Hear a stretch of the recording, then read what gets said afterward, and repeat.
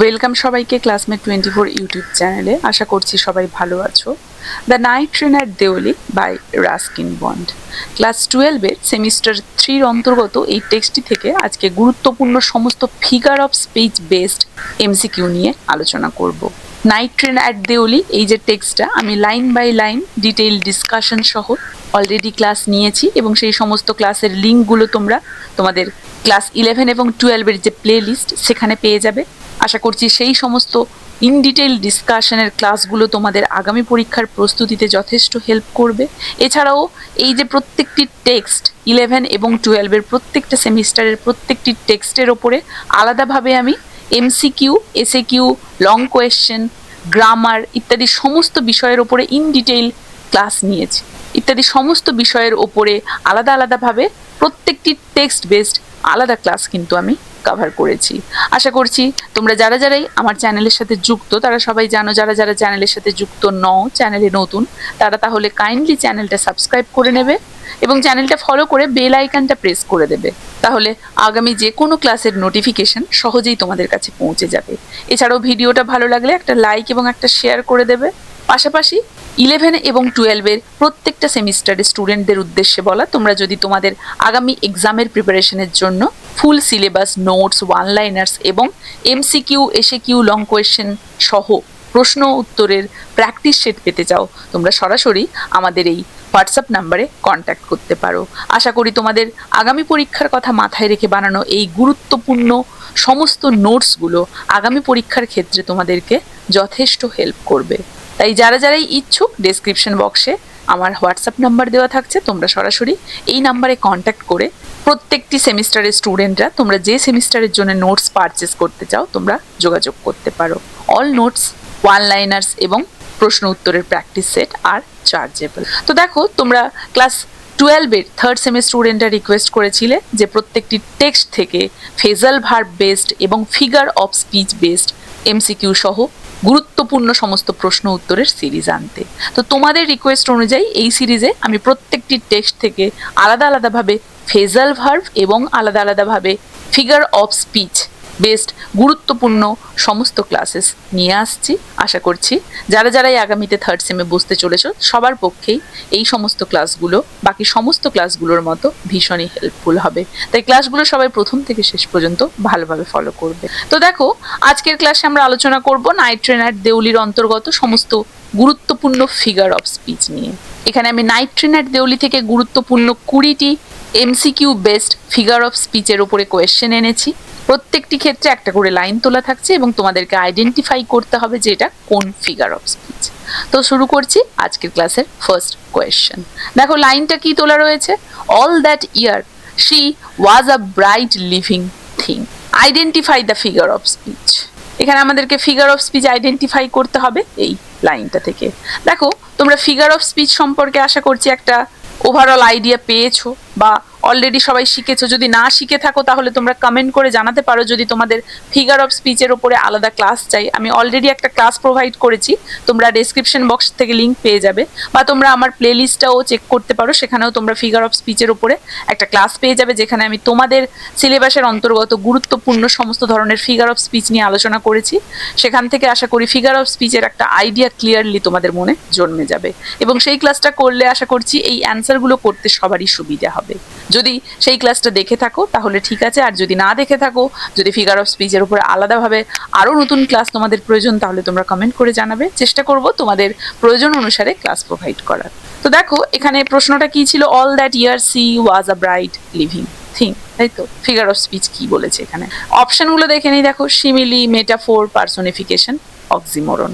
দেখো, সিমিলি মানে আমরা জানি যে দুটো বস্তুর মধ্যে তুলনা করা হবে, কম্প্যারিজন করা হবে এবং লাইক অ্যাজ এই জাতীয় ওয়ার্ড থাকবে, তাই তো? আর মেটাফোর মানে সেটাও তুলনা করা হবে, কম্পেয়ার করা হবে, কিন্তু সেখানে লাইক অ্যাজ এই জাতীয় ওয়ার্ডগুলো থাকবে না। পার্সোনিফিকেশন, পার্সোনিফাই করা হবে, ব্যক্তিত্ব আরোপ করা হবে। আর অক্সিমোরন, তাহলে এখানে আমরা দেখতে পাচ্ছি যে কাউকে বলা হচ্ছে যে ব্রাইট লিভিং থিংসে। তাহলে দেখো, একটা ব্রাইট লিভিং থিং এর সাথে কারো তুলনা করা হচ্ছে, কিন্তু আমরা এখানে অ্যাজ বা লাইক জাতীয় কোনো ওয়ার্ড দেখতে পাচ্ছি না। তাহলে তুলনা হলো, কিন্তু সেটা কি হলো? সেটা ইমপ্লিসিট কম্প্যারিজন হলো, তাই তো, এক্সপ্লিসিট হলো না, সেখানে লাইক অ্যাজ নেই, তাহলে এটা হয়ে যাবে মেটাফোরের উদাহরণ।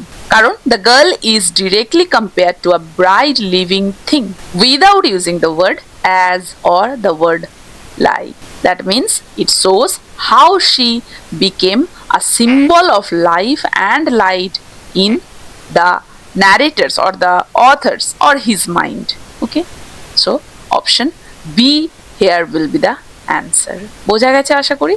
নেক্সট কোয়েশ্চেন দেখো, আবারও একটা লাইন তুলে দেওয়া আছে, the bell clanged and the train slide forward. Clanged is an example of, এই যে ওয়ার্ড clanged রয়েছে, কিসের উদাহরণ? Hyperbole, onomatopoeia, irony, alliteration. Alliteration শব্দ জাতীয় আসবে, আয়রনি বিদ্রুপাত্মক, মানে ঘুরিয়ে কথাটা বলা হবে, একটু বিদ্রুপ করাবে। হাইপারবোল, হাইপারবোল মানে আমরা জানি এক্সাজারেশন, অতিরঞ্জিত করে বলা হবে। আর ওনামাটোপইয়া, ওনামাটোপইয়া কি?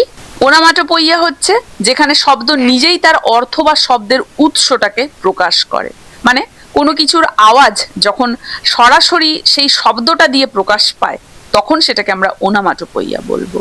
তাহলে এক্ষেত্রে দেখো ক্ল্যাঙ্ক, ক্ল্যাঙ্কড, এই যে শব্দটা শুনলেই মনে হচ্ছে যে কোনো ধাতু জাতীয় জিনিসের শব্দ, সংঘর্ষের একটা ঝনঝনানির শব্দ এটা, তাই না? ঘন্টা জাতীয় মনেই হচ্ছে শব্দটা দেখে, দেখো ক্ল্যাঙ্কড, এই শব্দটা শুনে মনেই হচ্ছে ধাতব কোনো জিনিসের সংঘর্ষের বা ঝনঝনানির শব্দ, যেহেতু শব্দটা সরাসরি একটা নির্দিষ্ট আওয়াজকে বোঝাচ্ছে, তাই এক্ষেত্রে এটা হয়ে যাবে তাহলে ওনামাটোপইয়া। বাকি তিনটে হবে না। হাইপারবোল বললাম অতিরিক্ত কোনো বিষয়কে বাড়িয়ে চাড়িয়ে অতিরঞ্জিত করে বলা, আর এক্ষেত্রে তো সেরকম কিছু নেই। আয়রনি বিদ্রুপ বললাম, মানে কেউ মুখে এক বলছে তার আড়ালে অন্য বা বিপরীত অর্থ, সেটাও এর ক্ষেত্রে নেই। আর অ্যালিটারেশন, অ্যালিটারেশন হচ্ছে যে একটা বাক্যে বা লাইনে পরপর যে শব্দগুলো থাকছে সেই শব্দগুলোর শুরুতে একই কনসোনেন্ট সাউন্ড রিপিট হচ্ছে। যেমন ধরো সি সেলস, শি সেলস, তাহলে শি সেলসে আবার স, আবার সি সেলসে স, এই যে রিপিটেশন, এই ধরনের রিপিটেশন হচ্ছে কনসোনেন্ট রিপিটেশন, অ্যালিটারেশন। এটাও এখানে নেই, তাই তো, তাহলে এটা হয়ে যাবে ওনামাটোপইয়ার উদাহরণ। Option B here will be the answer, কারণ clanked mimics the actual metallic sound of the station bell. Next question, I had to range my hand away from the girl. The word range helps create. Word range helps create. Options are visual imagery, kinesthetic imagery, simile, metonymy. দেখো এটা kinaesthetic ইমেজারির উদাহরণ হয়ে যাবে। দেখো visual imagery মানে দৃশ্যমান, মানে এমন কোনো বর্ণনা যেটা রিডারের মনে একটা ছবি তৈরি করে দেবে, আমরা যেন চোখের সামনে দেখতে পাবো। তো এখানে রেঞ্জ আমরা পেয়েছি, তো রেঞ্জ কি? কাইনেস্থেটিক। কেন? কারণ শারীরিক নাড়াচড়া, টান, পেশির মোচড়, এই যে অনুভূতিগুলোর সাথে এই শব্দটা সম্পর্কিত। রেঞ্জ শব্দের অর্থ কি? মোচড় দিয়ে বা শক্তি প্রয়োগ করে কোনো কিছু ছড়িয়ে দেওয়া। যেহেতু এটা একটা তীব্র শারীরিক চেষ্টার অনুভূতি, তাই এটাকে কাইনেস্থেটিক ইমেজারি আমরা বলবো। কারণ কাইনেস্থেটিক মানে হচ্ছে শারীরিক অনুভূতি সম্পন্ন একটা দৃশ্যপট, চিত্রকল্প। সিমিলি তো আমরা জানি কম্প্যারিজন বা উপমা, লাইক অ্যাজ থাকবে। মেটোনিমি হচ্ছে যখন কোনো জিনিসের নাম সরাসরি না বলে তার সাথে ঘনিষ্ঠভাবে যুক্ত কোনো অন্য নাম বা শব্দ ব্যবহার করে সেটাকে বোঝায়, যেমন রাজার বদলে সিংহাসন। সেরকম এখানে কিছু নেই, তাহলে সঠিক উত্তর এখানে হয়ে যাবে option B, kinesthetic imagery. This appeals to the reader's sense of physical effort and tension. That's why option B here will be the answer. Next দেখো, I was overcome by sense of foreboding. দেখো this expression primarily uses emotive language, pun, paradox, litotes. সঠিক উত্তর কোনটা হবে? ভালো করে অপশনগুলো follow করো। দেখো ইমোটিভ ল্যাঙ্গুয়েজ, আবেগ ঘন ভাষা, এমন কোনো শব্দ বাক্যে বা এমন কোনো ভাষা যেগুলো ব্যবহার করা হয় রিডার্সদের মনে সরাসরি কোনো আবেগ বা অনুভূতির সৃষ্টি করতে, তাকে ইমোটিভ ল্যাঙ্গুয়েজ বলে। এক্ষেত্রে আমরা দেখতে পাচ্ছি ওভারকাম রয়েছে, ফরবোর্ডিং রয়েছে ইত্যাদি ব্যবহার করা হয়েছে, তাই না? তীব্র দুশ্চিন্তা, ভয়ের অনুভূতি প্রকাশ করছে। পান হচ্ছে একটা শব্দের খেলা, যেখানে একটা শব্দের একাধিক অর্থ থাকতে পারে, এমন কোনো কৌতুক বা চাতুর্য প্রকাশ করা হয়। যেমন ধরো একটা শব্দ বলে একাধিক অর্থ বোঝানোর যে উপায় সেটা হচ্ছে পান। প্যারাডক্স হচ্ছে বিরোধাভাস, মানে যেটা আপাত দৃষ্টিতে মনে হবে সত্যি কিন্তু সেটা মিথ্যে, বা আপাত দৃষ্টিতে মিথ্যে কিন্তু সেটা সত্যি, এই ধরনের, মানে এমন এক ধরনের বাক্য যেটা অসম্ভব বা স্ববিরোধী, মানে ভেতরে গভীর সত্য লুকিয়ে থাকে। লাইটোটেস হচ্ছে যখন সরাসরি কোনো পজিটিভ কথা না বলে নেগেটিভের মাধ্যমে কোনো বিষয়কে প্রকাশ করা হয় তাকে লাইটোটেস বলে।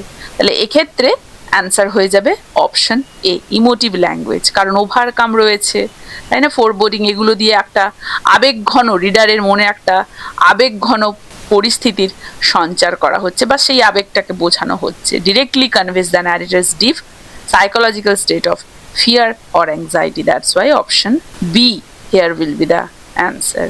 Question number 5 দেখো, a small shriveled up man wearing greasy clothes. This description is an example of metaphor, character imagery, hyperbole, irony. অপশনগুলো ভালো করে দেখো, এক্ষেত্রে অ্যান্সার হবে ক্যারেক্টার ইমেজারি, কারণ এক্ষেত্রে আমরা দেখতে পাচ্ছি যে shriveled up, greasy এগুলো ইউজ করা হয়েছে to create a sharp visual contrast to the graceful girl. শারীরিক গঠন, পোশাক, চেহারা স্পষ্ট হয়ে উঠছে এগুলোর দ্বারা, তাই এটাই সঠিক উত্তর হয়ে যাবে। হাইপারবোল মানে বাড়িয়ে চাড়িয়ে অতিরঞ্জিত বলা, আয়রনি বিদ্রুপ, মেটাফোর তো ইমপ্লিসিট কম্প্যারিজন, এই তিনটে হচ্ছে না, তাহলে অপশন বি এক্ষেত্রে হয়ে যাবে সঠিক উত্তর। নেক্সট দেখো question number 6, the girl who had stolen my heart with nothing but a look. Stolen my heart is a simile, idiomatic, metaphor, personification নাকি সিনেকডক। দেখো এক্ষেত্রে সঠিক উত্তর কোনটা হবে, এক্ষেত্রে সঠিক উত্তর হয়ে যাবে ইডিওম্যাটিক মেটাফোর। সিমিলি আমরা জানি, ইডিওম্যাটিক মেটাফোর পার্সোনিফিকেশনে ব্যক্তিত্ব আরোপ করা। সিনেকডকি কি, সিনেকডকি হচ্ছে যখন কোনো জিনিসের কোনো অংশ দিয়ে পুরোটাকে বা পুরোটা দিয়ে কোনো অংশটাকে বোঝানো হয়, সেই ক্ষেত্রে আমরা সিমিলি, সেই ক্ষেত্রে আমরা সিনেকডকি ইউজ করব। এক্ষেত্রে তো সেরকম হচ্ছে না, এক্ষেত্রে অ্যান্সার হয়ে যাবে ইডিওম্যাটিক মেটাফোর। কেন? কারণ দেখো স্টোলেন মাই হার্ট একটা বহু প্রচলিত বাগধারা, ঠিক আছে, বা ওই যে প্রবাদ প্রবচন বলে, তো এখানে অর্থটা এরকম দাঁড়াবে, স্টোলেন মাই হার্ট মানে হৃদয় চুরি করে নিচে শরীর থেকে, এমন কিছু ভাবতে যেও না কেউ। তো অর্থটা এরকম যে এটা একটা মেটাফোরিক্যাল অর্থ ব্যবহার করা হচ্ছে, রূপক, কাউকে খুব গভীরভাবে ভালোবাসা বা কারো প্রতি ভীষণভাবে আকৃষ্ট হওয়া। যেহেতু এটা একসাথে একটা রূপক এবং একটা প্রচলিত সেই প্রবাদ প্রবচন, তাই এটাকে ইডিওম্যাটিক মেটাফোর বলা হয়। মানে কেউ যদি গভীরভাবে কাউকে ভালোবাসে সেও বলে স্টোলেন মাই হার্ট, আর একসাথে এটা একটা প্রবাদ প্রবচন স্টোলেন মাই হার্ট, তাই এটাকে ইডিওম্যাটিক মেটাফোর বলা হচ্ছে। অপশন বি এক্ষেত্রে হয়ে যাবে answer. It's a common metaphor use to describe falling deeply in love instant. Next question, if it was all fiction or a film, I would have reached a suitable ending.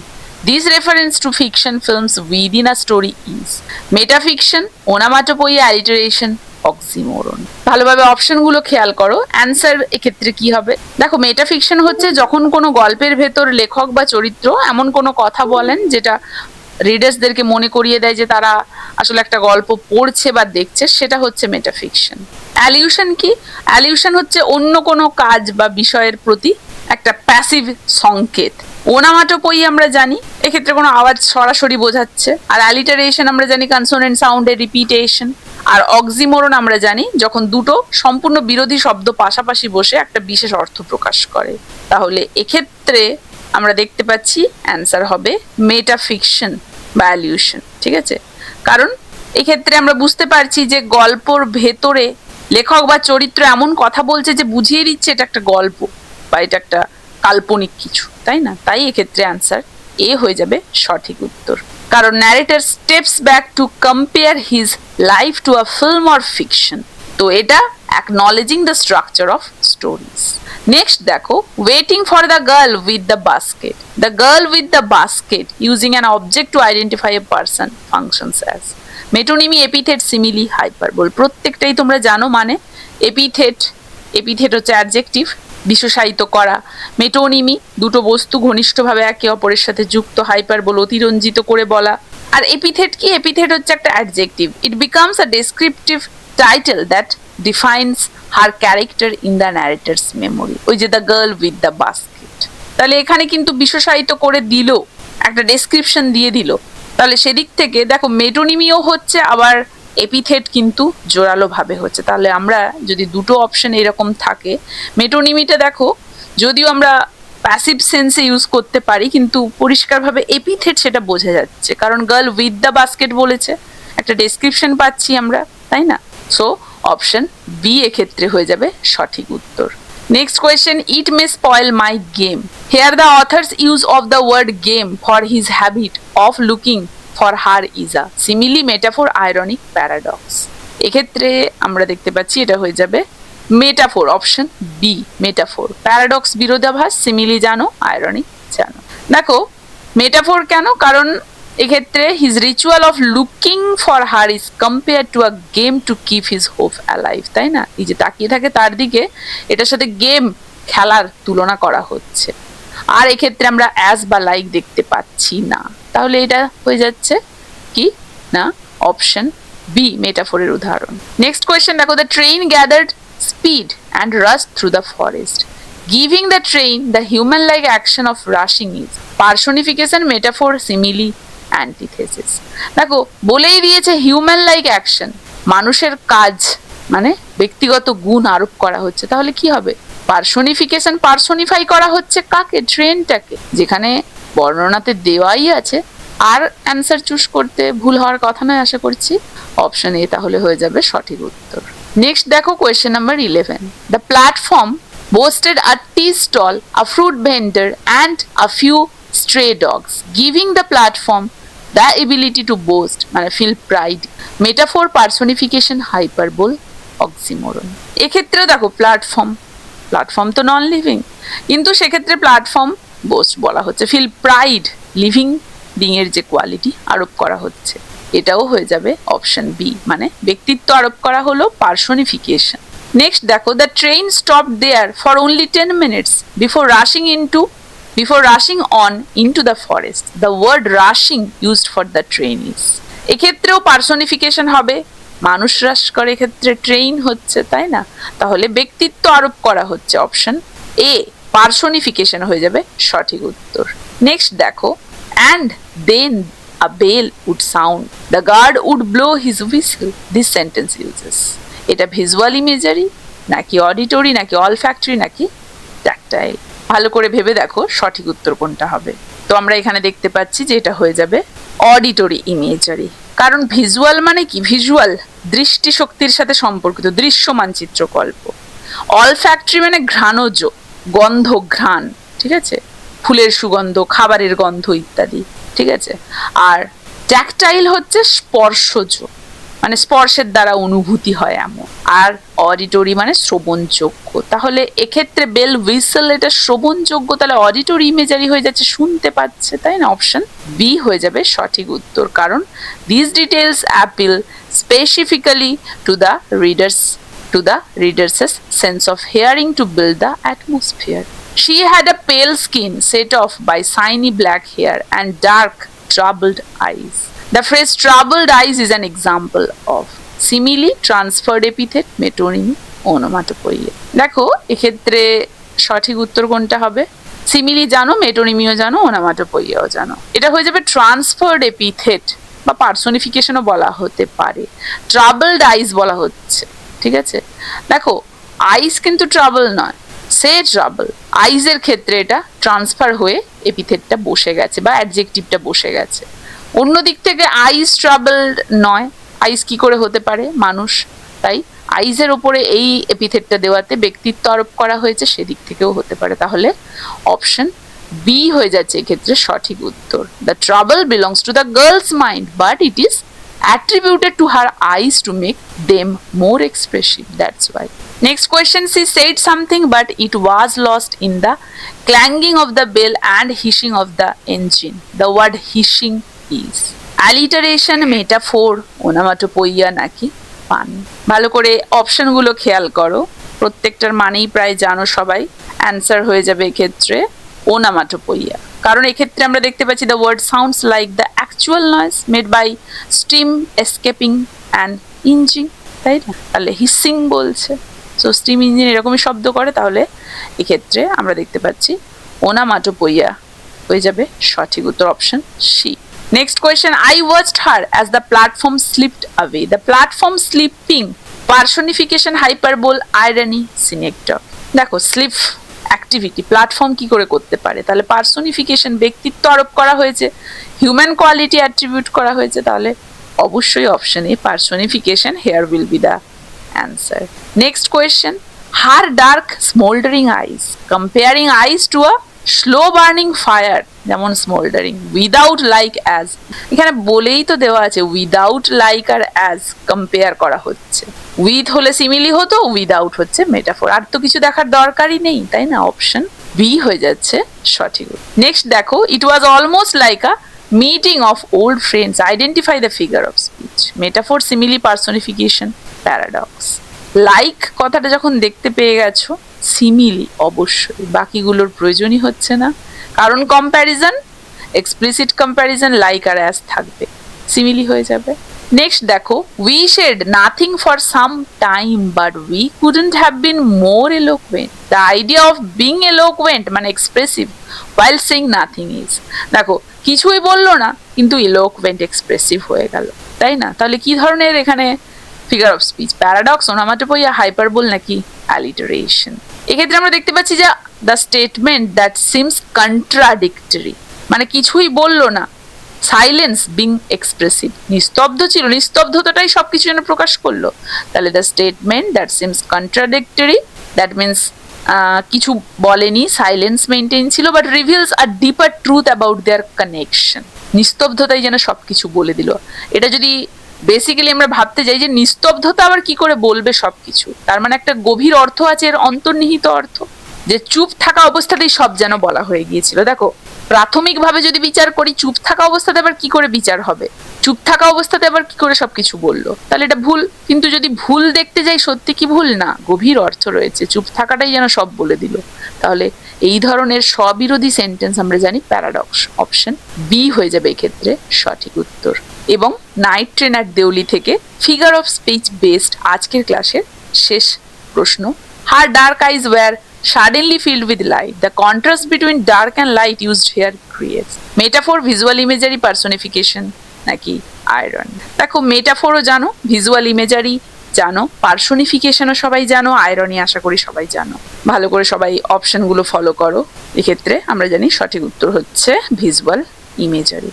দেখো কেন visual imagery, কারণ যখন কোনো বর্ণনা পড়ার পরে আমাদের চোখে কোনো ছবি ভেসে ওঠে তাকে ভিজুয়াল ইমেজারি বলবো। তো ডার্ক মানে অন্ধকার ভেসে উঠছে, লাইট মানে আলো ভেসে উঠছে, দুটো বিপরীত শব্দ, আর এই দুটোকে একটা শক্তিশালী যেন চিত্রকল্প হিসেবে এখানে তৈরি করা হয়েছে, সরাসরি আমাদের দেখার অনুভূতির সাথে এগুলো সম্পর্কিত।